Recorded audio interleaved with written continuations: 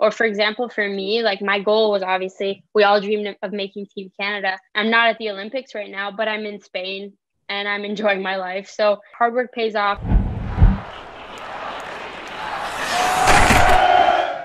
What's going on, guys? This is Brain from Advancement Hockey Advising here, and today we have yet another women's hockey edition where we have Shali Goudreau, our lead women's advisor, leading the charge yet again and interviewing Tasza Tarnowski. So for those of you who don't know Tasza, she's basically a force in women's hockey. She played at Boston University and she was an assistant captain and a captain for 2 years, her junior and senior year, and now she's currently playing pro hockey in Spain. Tasza definitely knows what she's talking about here, and I'm sure you guys will get a lot of value out of what she says throughout the video. Before we dive into that interview though, just a quick reminder as always to absolutely destroy that like button, and if you haven't already, if you're new here, consider hitting that subscribe button and notification bell so you never miss another video moving forward. Alright guys, let's dive right into the interview here with Tasza. Hey everyone, it's Shali again here with AHA, and I'm back with an interview. Today my guest is Tasza Tarnowski. How's it going, Tash? Good.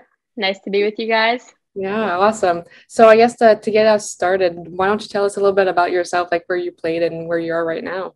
So I'm from Embrun, same place as Shali pretty much, and I grew up playing there. And once I kind of wanted to be more competitive, I went into Ottawa. I played my junior years with Lady Sens, and then I played at Boston University for 4 years. And then last year I played in Budapest, and then this year I was playing beer league in Embrun, and then I got asked to play in Spain, so I'm playing 3 months here for the playoffs. Oh, cool. So you joined them for the playoffs, like a key player. Hopefully, that's the goal. So cool. So while you were playing in your junior, like what made you choose BU over all the other ones? Like what stood out from Boston? Actually, for me, it wasn't even my first choice. I was actually committed to Yale. I had worked hard for my ACT.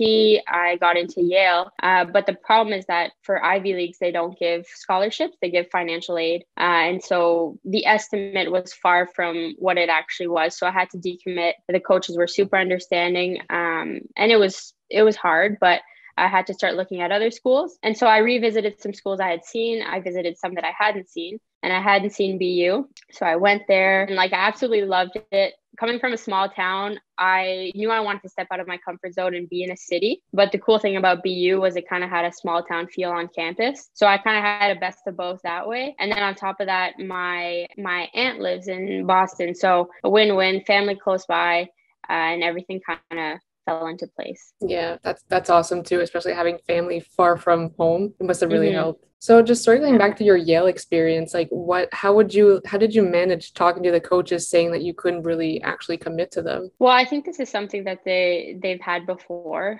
They weren't completely surprised, and they were extremely professional about it and understanding. And I think it was sad in a way, but I think it kind of happened for a reason because I'm so happy I went to BU. That's awesome. Yeah, it must happen a lot with Ivy Leagues for sure. So talking about like your European professional career now, when you were looking to play abroad, what made you pick Budapest and how did you stumble upon that team? Yeah, so the process of getting into a European team is a lot different than the process of getting into a college team. A lot of the work has to come from you, and you're reaching out because they're not out scouting every university game, and not every university player wants to go abroad. So after I graduated, during my senior year, I sent out emails to a bunch of different teams in Europe. Budapest was one of them that had the best contract in my eyes and kind of a central location of Europe. And I also knew that there were other North Americans there, which was important for me to kind of integrate in a new country, but also have people that I could relate to and show me the ropes. So yeah, like everything was perfect for Budapest. So that's why I chose it. And what about your Spain story now? Tell us a bit about that. Yeah, so I'm working in Canada and in close to Embrun, working full time. And I get a text from Spain, which was one of the teams that I had reached out to before graduating. And they said, we need a player for 3 months. And I saw it and I laughed, like, there's no way. But I thought, you know what, I'm going to ask my supervisor just to see what she would say, because there was no chance for me that I would leave my full-time working position. It's too important to me. But the chance that she would say yes, I'd consider. So I sent her an email, and the stressful part was that I had to decide within 3 days. Wow. So I needed an answer from human resources, from everyone. And I got the answer pretty quick. They said, go for it. You can come back to your position. I was like, I didn't expect it. And so it was kind of really quick. And I said, yep, I'm going to go. Pretty much 2 weeks later, I was on a flight to Spain. Wow, that's awesome. It happened so fast. Has it like sunk in yet? Yeah. Like you got asked like personally and now that you're there? Yeah, like at first it was hectic because, I got here, my suitcases didn't get here. I was living like at my captain's house. I was just like scrambled. The culture here is so welcoming. As soon as I got here, I felt like welcomed. I felt like people were helping me understand what was going on, and the team is just like so fun. So yeah, I felt like hectic, but also okay, this is where I should be. Like this is going to be really fun.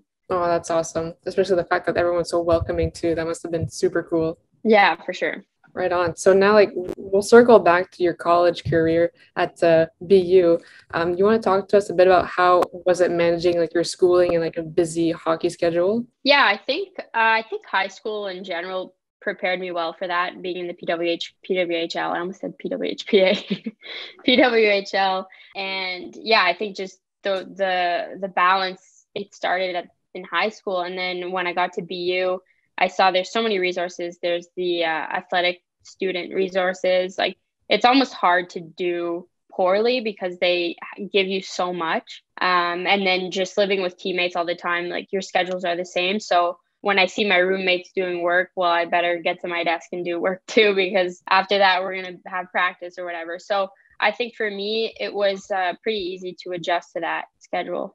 Yeah, that's awesome too, especially being with your friends, teammates as well. Were you able to make Mm-hmm. friends outside of hockey, or was that a little more challenging since you were so busy? Yeah, honestly, it was a little more challenging, and that's something like looking back, I would have wanted to do more of. But at the same time, I made a ton of other friends that are athletes as well. I think it was easier to make friends that were other athletes because we had the same schedules, we hung out in the same spots, and kind of the way that campus is set up, all the athletics are on one end. So it's like our own little small town.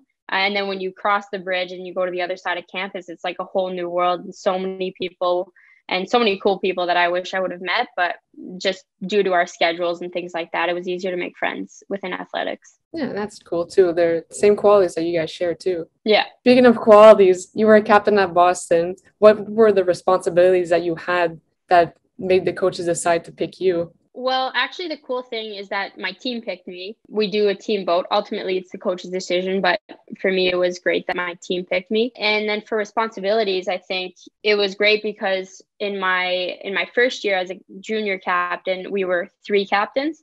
So not everything fell on me. And at the same time, I could learn from my co-captain. So it was like a great, teamwork. And we all had different qualities and different responsibilities. And then in my senior year, same thing, I had a co-captain. So we kind of always shared responsibilities. And I think my biggest goal as a captain was always, be the captain that I wish I would have had. Make sure everyone feels comfortable and make sure everyone kind of just has fun. So that was my goal. That's awesome. That's great. So now when you were playing for juniors, you did make the U18 Team Canada, correct? Yep. So what do you think stood out from you compared to the other ones that made them pick you to participate on that team? Like what was your work ethic, your skating and all? Yeah, so originally I wasn't invited to the May camp, which is the first camp, but there was an injury, so I was a last minute invite. So for me, that was all I ever dreamed of, was just to get invited.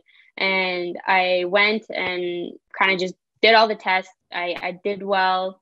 In the first camp, you don't do much practice, much on ice stuff. It's mostly just off ice. So I got through the first camp, and to me, to make it to the next was just like a cherry on top. So I made it to the next one. And at this point, I was like, well, just leave it all out there. I didn't really think of much, but I was just working hard. I think that's what they noticed. And when I made the team for the series, like Placid series, what they told me was that anytime something good was happening out there, they saw me. And it's like I was when there's something good, I was around. And I think that was just a result of me just working hard, putting my head down and not having any expectations, just going for it. Yeah, and that's awesome. I think that's one of the best ways to approach it too. Just go hard, leave it all on the ice and everything, which is great. Mm-hmm. So we talked a little bit before about your off time between Budapest and now Spain. So what was that transition like to back to a normal life? Yeah, I think it was hard. I think it was harder when I finished at BU before going to Budapest. I thought that was a harder transition because when you're at BU, it's like you're with the same people all the time. You have the same schedule. And then boom, it's like, what do I do now? Plus COVID, everything like that. I think that was the harder transition. And then from Budapest, when I was done in Budapest, I didn't feel like I needed more hockey. I felt like I love hockey and I'm definitely going to keep playing in my life, but I don't need it. I was like, I need a job. So when I got a job, I kind of found like a new passion. Like I'm working in a group home with women who have deficiencies. And one of the ladies I work with, Rhonda, she's my case. Like I absolutely love her. And she kind of became my new passion. But at the same time, of course, I'm still playing hockey and things like that. So I think that it was an easier transition after Budapest. And that's honestly the reason that I did Budapest, was because I didn't want to stop hockey just like that. It was a good kind of way to ease out of it. Yeah, that's great. It's good to have other passions on the side too to keep you busy when you can't do your main one. That's good. Exactly, yeah. So we're talking a little bit on the advising side. It's fairly new to women's hockey and it wasn't really around when we were younger. And now that it's around, do you think having an advisor would have helped you in your career? Yeah, I think 100% because my parents literally were my advisors, especially my mom. And like she did everything. She did all the research for me. She told me what tests I needed. And so I can pretty much say that I did have an advisor. And without her, I don't know where I would have been. Maybe I would have gone to university, maybe not. Yeah, so I think that it was extremely helpful. Shout out to Tracy. Yeah, shout out Tracy. And Mike was also, he was my chauffeur on all my visits. Oh, yeah. Yeah, chauffeurs are a big shout out to. I remember our carpool rides to the rink when we played on the Sens team together. Right after school. Around Tuesdays. Let's go. I know. Right to Toronto. Ugh. All right, so let's finish off here with our last question. What message would you like to give to young and upcoming females who are trying out to play at the next level, whether it be like AA or trying to make that college team? Yeah, I don't know if it sounds cheesy, but hard work pays off. It's always been my motto. And I think the key message in that is that it might not pay off right away. Like you might not make that team right away, but your work ethic is going to take you far no matter what. Someone might see you do something and in 2 years you make another team. Or for example, for me, like my goal was obviously, we all dreamed of making Team Canada. I'm not at the Olympics right now, but I'm in Spain and I'm enjoying my life. So it's like hard work pays off. It's the good habits. It's going to help you on and off the ice. I think that's my biggest message. Yeah, that's a really good one too. Time and hard work are definitely going to be your best friends in the long run for sure. Well, thank you for joining us today. It was really nice to chat with you and get to know your story. I hope that you have a good evening. Thank you. Yeah. All right, guys, that's a wrap here for the interview. Hopefully you guys got some sort of value out of this interview here. If you guys did, if you enjoyed the content here, consider destroying that like button if you haven't already. And if you're new here and if you really like this kind of content, consider hitting that subscribe button and notification bell so you never miss another video moving forward. Also too, throughout the video, if you had any questions, any comments, anything you want to talk to us about whatsoever, consider dropping a comment down below or sending us an email privately at info@ahadvising.com and we'll get back to you as soon as we can. All right, guys, that is it for the video. We hope you enjoyed it and we'll catch you on that next one.